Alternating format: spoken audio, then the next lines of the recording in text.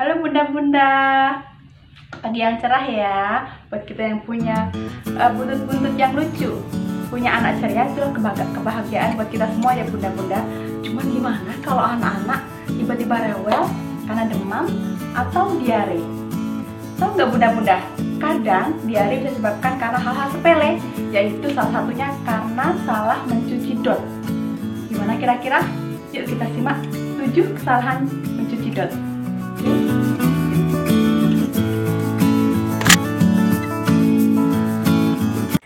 Hati-hati saat mencuci botol bayi, lantaran bila salah bisa menyebabkan si kecil sakit. Salah satunya bisa menyebabkan diare yang merupakan salah satu pembunuh utama balita di dunia, juga di tanah air. Di Indonesia, menurut hasil riset kesehatan dasar atau Riskesdas tahun 2007, diare menjadi penyebab kematian 31,4% bayi berusia 29 hari hingga 11 bulan. Nah, salah satu penyebab diare pada bayi yakni salah mencuci botol susu. Apa saja hal-hal yang perlu diperhatikan saat mencuci botol bayi? Berikut 7 kesalahan yang harus dihindari saat mencuci botol susu bayi. Yang pertama, lupa mencuci tangan. Yang pertama, lupa mencuci tangan. Meskipun botol susu memang dalam kondisi kotor, bukan berarti boleh memegangnya dengan tangan kotor. Tangan yang kotor justru dapat menyebarkan bibit penyakit. Kuman yang melekat pada tangan dapat dengan mudah berpindah ke botol susu bayi dan membuat bayi menjadi sakit. Jadi, pastikan cucilah tangan terlebih dahulu sebelum mencuci botol susu bayi. Yang kedua, lupa membersihkan semua bagian dot.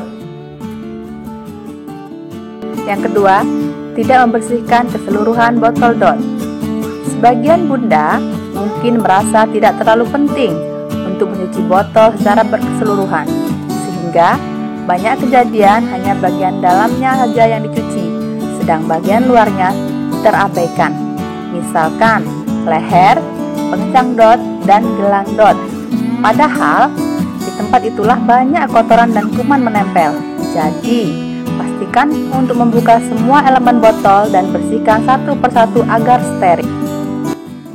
Yang ketiga, tidak menggunakan air yang mengalir.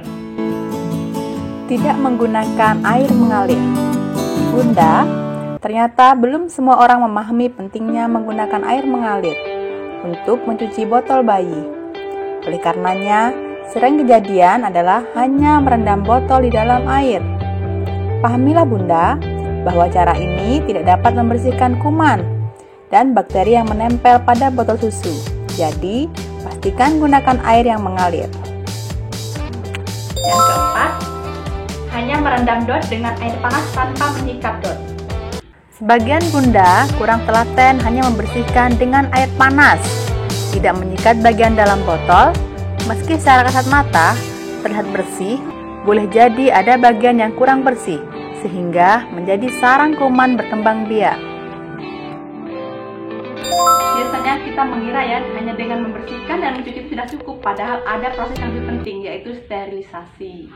Kelima, mengira membersihkan itu sudah cukup, padahal ada langkah penting setelah membersihkan botol susu ya bunda, yaitu sterilisasi. Bisa dengan cara merebusnya di dalam panci selama 15 menit atau menggunakan alat sterilisasi. Yang keenam, kadang kita lupa tidak menyiapkan lap khusus untuk mengelap botol. 6.